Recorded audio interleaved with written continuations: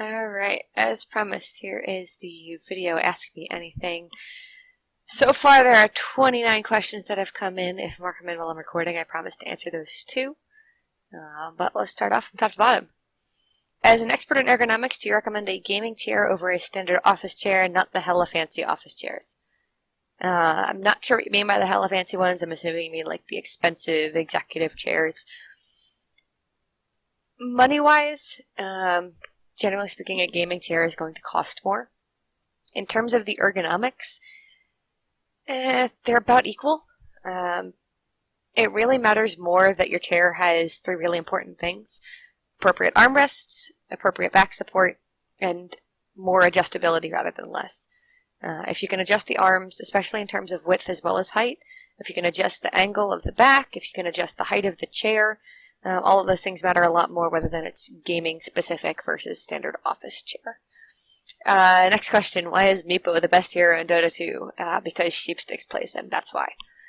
What is your favorite game ever and why? I will probably always hold a special place in my heart for Guild Wars 2, because it was the first game I ever played and fell in love with. I still play it. How do you get such nice calves? I run insanely long distances for fun. Emphasis on the insane. I also, when I'm working, we have these computers on wheels which are adjustable height. So while I'm standing there entering patient information, I will be doing calf raises. Do you do esports stuff full time now, or are you still based somewhere more permanently? That last question may have given you a hint. I still work at a hospital, 9 to 5-ish, theoretically. It's usually more like 8 to 6-ish. I do esports stuff in my off hours and on weekends. Not a question, I just think you're very cute. Thank you. I have what is known as duck feet, where my toes are pointed outward. I want to fix them, but it isn't clear what the root problem is and what to do about it. If it helps, when I attempt to line them forward, my knees have to rotate inward. Thanks. Again, standard caveat about you can't diagnose anything over the internet, but based on what you're describing, it sounds more like it's coming from your hips than just from your knees. There are two places your legs can rotate, really. One is at your hips, one is at your knees. If you are trying to make your feet go forward, and in order for your feet to have to go forward, your knees also have to rotate, then it probably isn't just your knees or tibial torsion. It's probably also some hip rotation. Could be something called femoral anteversion or retroversion going on, which is when the ball in the ball and socket joint of the hip is aligned a little differently. But if it's not causing you pain, if it's not causing you discomfort, and your doctor hasn't said it's causing you issues, then trying to force it to go straight forward could actually be more of a problem rather than less. So really it depends on the doctor you've been with all along and what their recommendation is. It also depends on your age. If you're on the younger side, then there might still be time to change it. If you are over like 16 to 18, there's really not much point in trying to make that big of an adjustment to your body. I would love to hear some of your general PT/well-being advice towards Dota players, especially pro ones.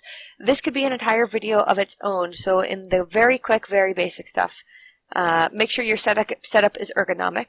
Make sure that you take breaks every 30 to 60 minutes. Make sure that you are stretching during those breaks. Make sure that you do a warm-up before you play. Make sure that at the end of the day you check in with your body and see is there anything that needs icing, heating, or stretching. And make sure that you are actually staying some level of healthy. So smoking is bad, regardless of who you are, especially if you're a pro player.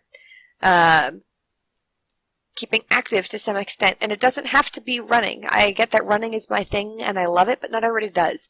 So if your thing is Zumba, or rock climbing, or skateboarding, or cycling, whatever it is that keeps you on your feet and active, do that thing. That's more important than you're doing one specific activity. As long as you're getting, that 30 to 60 minutes of aerobic activity a day, and I highly recommend weightlifting as well, because muscle burns more calories than fat does, so your basal metabolic rate is increased when you have more muscle mass than fat mass, which means that you are not putting on pounds, you are not gaining that sedentary lifestyle. It's not hitting you quite as hard if you have the good basal metabolic rate in the first place.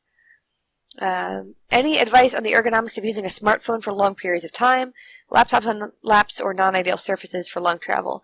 I'm less of an expert on the ergonomics of using a smartphone, although I can tell you that similar to a controller, repetitive thumb activity is going to be rough on you. My best advice for using a smartphone would be change position frequently and make sure that rather than curving your head down, really putting a lot of stress on your neck, that on occasion you're spending time with it up in front of you. Again, the best thing you're going to be able to do, because smartphones are not ergonomically ideal, is to change their position throughout. Laptops and laps are not ideal surfaces for long travel. It's an inevitable consequence of airlines and buses and trains that you're going to be in a less than ergonomically perfect position. If you can, getting a laptop tray that can bring it up to a little closer to resting elbow flexion height would be great. If you can't, taking breaks, adding in bolstering when you can, be it with sweatshirts or pillows or blankets, or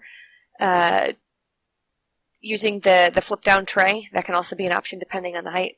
But there isn't always a perfect way to do ergonomics for every situation. It's kind of sometimes making the best of what you can, using the supports that are available to you, and then taking more frequent breaks, checking in with your body more frequently, recognizing I am putting more stress on my body. I need to do an equivalent amount of rest to protect it. How not to wreck my back when sitting and playing Melee. By the way, you're awesome and I love your work. Thank you very much. And best ways to not wreck your back, lean back. Let the chair support you. If you absolutely cannot lean back and you must lean forward because it's hype, it's less stock, it's just what you do, whatever, make sure that you're keeping your back in a nice straight line rather than rounding it over and doing the Hunchback of Notre Dame thing.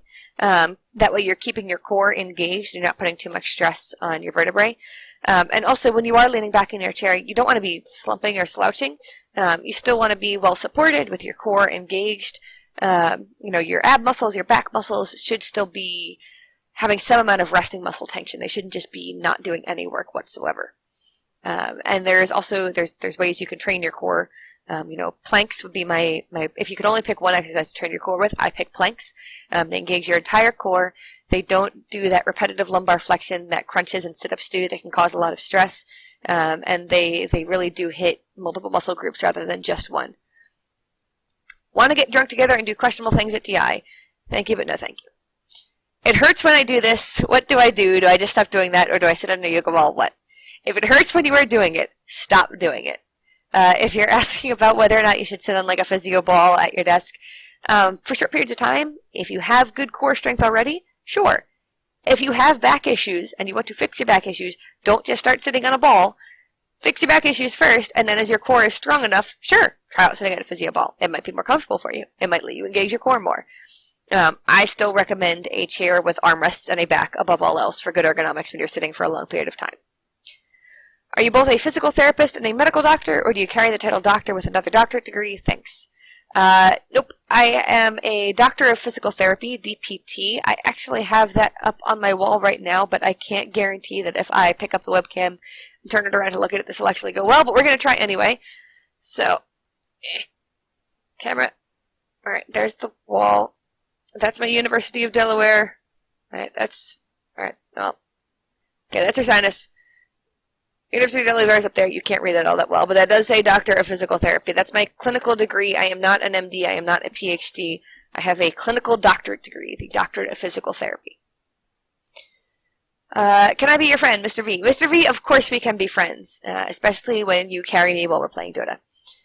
Do you like dank memes? This is really important. I plead the fifth. You playing Dota, I'm asking because of the Mafia thing from Chang. Do I play Dota? Yes. Do I play Dota badly? Yes. But anytime you want a hard 5 support, I got you.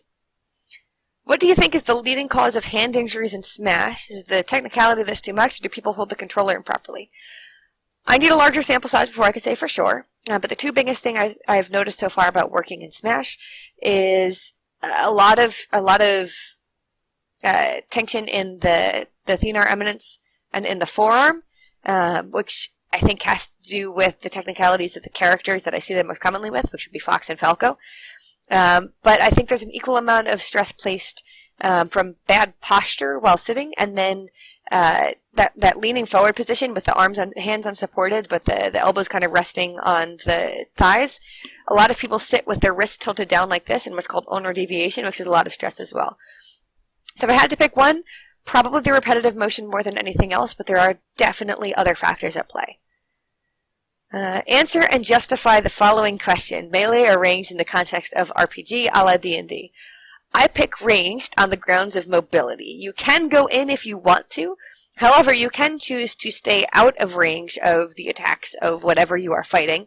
You can choose to be more mobile. You can take the high ground more easily. And you can also, in an emergency, heal the rest of your party when they do dumb melee running and things.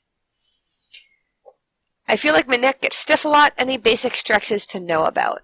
I did do a short stretch guide. I can put that back up so that people can see that as well. Basic stretches for the neck. Best things you can do are actually use your headrest if you have one to prevent the stiffness in the first place. But doing neck rolls, so bringing your chin down to your chest, and I'm not talking just like rounding your cervical spine, but also tucking your chin in, giving yourself a double chin, rounding down, and then all the way around slowly in each direction, feeling if there's any particular point where you feel like stiffness or a stuck sensation, all the way around and back down, doing 5 each way. You can also do back and forths, head up, head all the way down. You shouldn't be whipping your head back and forth. You should be like really slow, really controlled, really paying attention to what muscles are being engaged and what muscles are being stretched. Those are the 2 best ones you can do while you're sitting in a chair. There's other stuff you can do out of a chair. I caution people against doing the head to the side one because it's really easy to overstretch. I would recommend rather than, grabbing your hand and hauling with it, just slowly relaxing your head towards your shoulder and letting that muscle over here stretch, letting this muscle over here start to relax. Don't contract this muscle. Don't try and pull your head down. Just let your hang, let gravity do the work. Same thing to the other side. Anytime you're doing a stretch, you should be holding it for at least 30 to 60 seconds. Hope that helps. What are some warning signs of common gaming-related injuries? At what point should you visit a doctor? Is it at this point that I have to give the answer I hated receiving the most in PT school? It depends. Vaguely and generally, if you consistently get pain, if it doesn't resolve easily, if it has lasted for a long period of time, as in a matter of weeks, or if you have a history of injury in that area, those are all occasions in which you should seek out a doctor. If it is something traumatic, like you drop and try to catch something and you feel a pop and then afterwards you have more pain than you did before while playing, that's the time to see a doctor. If you suddenly up your playtime and you notice an increase in strain, give it a week of good ergonomics, as in, doing your stretches, taking your breaks, things like that, before saying this is something I need to see a doctor about, because it may just be that you've created an increased stress on your body and your body needs time to adjust. That being said, if the pain persists, of course, you absolutely go to a doctor. Pay attention to commonly injured areas, your carpal tunnel, your Guillen's canal, your extensor retinaculum over here, your forearm up in here. There's a difference also in types of pain. Is it sharp? Is it burning? Is it tingling? If it's any of those things, it could be nerve-related, in which case you should definitely see a doctor. Is it achy? Is it sore? Is it tense? In that case, it's probably muscular. You may be able to self-manage with stretching, self-massage, and taking breaks. But really, there isn't one specific answer. The more it happens, the more likely it is that you should see a doctor. But if it's enough to concern you, you should definitely see a doctor. And if it's got any of the symptoms that I mentioned, you should see a doctor. You should also keep in mind that in most states you can see a physical therapist without a prescription from a doctor. This is called direct access. You should look it up and see if it's available in your state. I've been playing League of Legends about 6 years now. My wrists are starting to hurt. Whether it's a long session or not doesn't matter. Any tips? Thanks. This would be one of those times that you should see a doctor. If no matter how long the session is, you are immediately getting pain, you should probably see a doctor about that to address whatever underlying cause is going on. You should then also check in, what am I doing about this pain? Are you self-managing? Are you stretching? Are you strengthening? Are you massaging?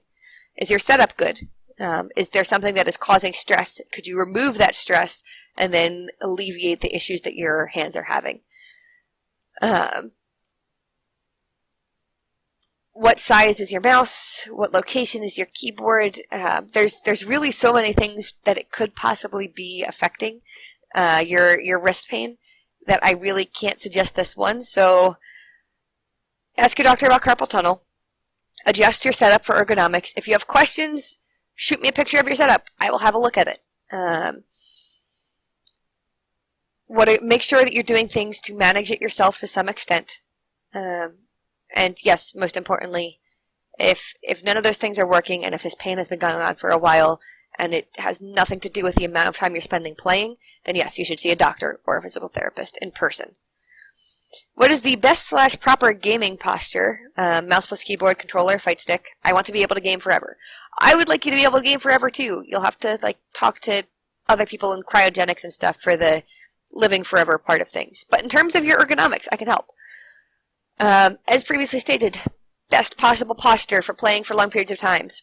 Relaxed, core engaged, arms supported, back supported, feet supported as well. You can't see it, but right now I've got a little rocker board underneath my desk. I keep my feet on that at all times. It also lets me pump my feet up and down to keep blood flow going well. Don't get DVTs, kids. For mouse plus keyboard, make sure that your elbows, wrists, and hands are all in a nice straight line, that you're not doing too much of this or too much of this, that you're not doing too much of this or too much of this either, that your shoulders aren't up in your ears, they're also not having to reach way down low, so you're not slouching too much, that you're not curving down with your spine, that you're sitting straight up. That's really fairly good advice for both mouse and keyboard in terms of your back and arm position. The difference for mouse and keyboard versus controller or fight stick is, to me, preferably, you should be sitting with your arms supported while you have a controller. That's not necessarily the easiest or the most well-trained position. So if you're going to sit, having your hands resting in your lap is ideal. If you can't sit with your hands resting in your lap, if you absolutely have to lean forward, keeping your back in a nice straight line. Same thing goes for working with a fight stick. Fight sticks are kind of like, they're a combo / laptop / mouse and keyboard in terms of the ergonomic design that you pay attention to. Same thing, make sure that your arms are supported, make sure that your elbows, wrists, and hands are in a nice straight line so you're not putting too much stress on your carpal tunnel or your Guillen's canal. That's really about it as far as that goes. So as a female in the Smash scene, do you often feel like the odd one out, or are you literally just one of the boys? It's an interesting dichotomy. So, let me say, I have never at all in the Smash scene felt as though I was being singled out for being a girl, that I was any less accepted as a member of the community, or that I couldn't belong fully because I was a girl. And I'm saying this as my personal experience, my individual experience. This is not to say that other people haven't had different experiences. I do also fully recognize that I am a woman in a male-dominated scene, especially while I'm playing. That has never resulted in me being treated differently. And again, this is me personally. This is not at all the standard experience in gaming. I recognize that fact. This is just me and Smash and in no other scenes. Because there are other scenes that I have felt othered, basically. But I do also recognize that I'm a woman in a male-dominated scene. That makes me kind of a subgroup. And I do really appreciate initiatives like Smash Sisters, for example, which makes sure that women who aren't necessarily comfortable just jumping straight in and playing against a bunch of guys they don't know have a place where they can get comfortable with the game and get comfortable with the community as a whole and then be like, you know what, yeah, I can belong here. I totally belong here. So at times, yeah, I absolutely feel like one of the guys. You know, when I'm telling a pro player, no, you need to sit down and put this ice on this body part right now, I'm not being looked at any differently. I am a medical professional providing care. That is it. There's not really a gender aspect to it there. When it comes to playing, yeah, there might be times when I'm more comfortable matching up against someone who looks like me. In terms of, it's not that I've ever felt uncomfortable in the Smash scene at all. I always have felt comfortable with every person I've interacted with in Smash, both personally and online. But it is really nice to see, like, hey, you know what? There are people like me here. I fit here. I belong here. It's not pandering to women to have women in positions of authority or prominence or fame in a community. It's not saying, oh, they only feel like they belong if they see a woman up top or whatever. No. It's just really awesome to see somebody who looks like you and be like, you know what? Yeah, I belong here. I am accepted here. There is not something abnormal about my presence. So it's really awesome to have initiatives like Smash Sisters kind of helping to support that. It's a little bit of a tangent from your question, But the answer would be both. I occasionally feel I'll take the odd one out, and I occasionally feel like just one of the group. Something feet. Thank you for your valuable contribution. What should I do if I have carpal tunnel? Well, technically, everyone has a carpal tunnel. In fact, everyone has 2 of them. If you have issues with your carpal tunnel, you should see someone in person, like a physical therapist or a doctor. Generally speaking, carpal tunnel is managed with conservative management first. Things like physical therapy, icing, medication, stretching, ergonomic adjustments. If those conservative measures don't work, things like cortisone injections can be used.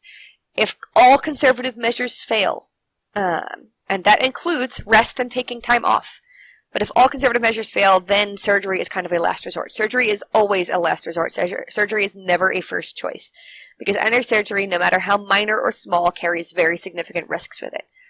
So if we can manage an issue conservatively, that is absolutely the best choice. What drunk game is your favorite? E.g., Drunk Twister, Drunk Jenga, Drunk Dota, Drunk Game of Thrones, etc. I'm now really entertained by the concept of a drunk Game of Thrones. I think Tyrion would win automatically by the fact that he is always drunk. I'm a big fan of Twister because I'm very good at it. This is what comes of being a gymnast for 12 years. Also of being able to hip check people. I play mean in Twister. Why did you decide to pursue this particular field of medicine as opposed to another? Well, I considered surgery for a while, because surgery is really cool, but you kind of have to have a bit of a god complex if you're going to be a surgeon, and I couldn't manage that. I loved the idea of using the body to heal the body, which is kind of what physical therapy does. And then I was doing these shadowing experiences where you follow a physical therapist around for a day. And I was shadowing at Shriners Children's Hospital in Philadelphia. And we were in their gait analysis lab, which is like the coolest thing ever. It's, you know how like they track for when you're doing CGI in a movie, they have like the little silver balls that they stick on people's joints and like you can track their motion and things like that. They have something similar. It's for a biomechanical gait analysis in this lab, and it's really awesome. And it happened that on this day that I was shadowing, they were working with a 10-year-old girl with cerebral palsy. She'd been doing physical therapy for about 8 years at this point. She primarily walked with the aid of 2 Lofstrand crutches, which are crutches that attach at the, you have a hand grip, and then they also have like an elbow cuff, so they don't go up into your armpit. And this girl has been walking with the crutches, and then she's walking with a handheld assist of one physical therapist. And then on this day that I am there, watching and shadowing, I see this girl take her first independent, unsupported steps. No assistive device, no physical therapist, nobody she's leaning onto. She's walking by herself. There was, of course, not a dry eye in the room. Everybody's bawling their eyes out. It was very, very deep and meaningful. And what struck me wasn't the fact that this was the first time she'd walked on her own, because as awesome as that is, that doesn't happen every day in physical therapy. But what struck me as really awesome was that it was worth 8 years for that one moment. And so working in the hospital gives me a large amount of that fulfillment. The long-term efforts to get to that one awesome moment. Working in the gaming scene gives me a similar but different degree of success. It's that I feel I've accomplished something when somebody says, oh you mean I can keep playing and it doesn't hurt anymore? Or I forgot what it feels like to play without that hurting. Or when they say, oh, I'm going to adjust my setup at home and that'll fix this issue. Or simply when somebody says, yeah, that worked. That's an idea I hadn't considered. That's something I'm going to listen to. So I like this field of medicine because it gives me so many options. I've worked in brain trauma. I've worked with video gamers. I've worked in a hospital. I've worked with children. I've worked in an outpatient setting. I've worked with traditional athletes. I've gotten to do a little bit of everything. And I love that about my field. Because I will always have the ability to do a little bit of everything. No matter what ends up claiming my interest in the end, there will always be options. And that's really cool. Professional opinion on the ergonomics of setups players use at events like TI and majors. They actually vary quite a bit. I can't say I can consistently identify a setup that exists. If I had to say what's good about what I've seen so far, that all of the chairs come with a very large amount of adjustability, that there are rest and recovery areas available to players. If I could say what's been less than great, The table heights are not adjustable. The monitor heights seem less than adjustable. I've seen people stacking monitors on books, which is awesome. Go you guys. Continue to do that. But monitors should be adjustable because when you've got somebody like... When you've got Saxes and Sumails playing on the same setups, you need a lot more adjustability. You need the monitor to be able to adjust. You need to make sure that the chair is the correct height. Because honestly, for someone who's, 6'4" to 6'8", a standard gaming chair is actually still not adjustable enough. They do make chairs that are specially designed for extra tall people. And I recognize that that's, an economic infeasibility, to hope that they would have appropriately sized chairs for everyone. They have to go with, the mean size, I guess. But that is one thing that I pay attention to. If I could recommend one thing that be fixed, and only one thing, adjustable height monitors. If you're going to win two things, adjustable height monitors and adjustable height desks.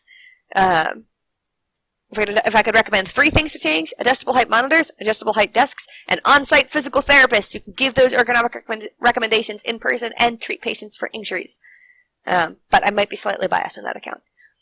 And that is all of the questions that have come through. That is more than I expected. Sorry for how long this is. Thank you for asking all these questions. Thank you all 2,000 plus of you. I think it's now... Thank you all 2,011 of you who follow me, who are interested in ergonomics, who are interested in preventing injuries. I'm always happy to answer questions on Twitter, @LurkerDerp. You can ask me questions that are longer via email, asklurkerderp@gmail.com. I'm going to be putting out some more video content soon, guides and ideas and adjustments you can make, things you can do to make sure that you can play more and hurt less.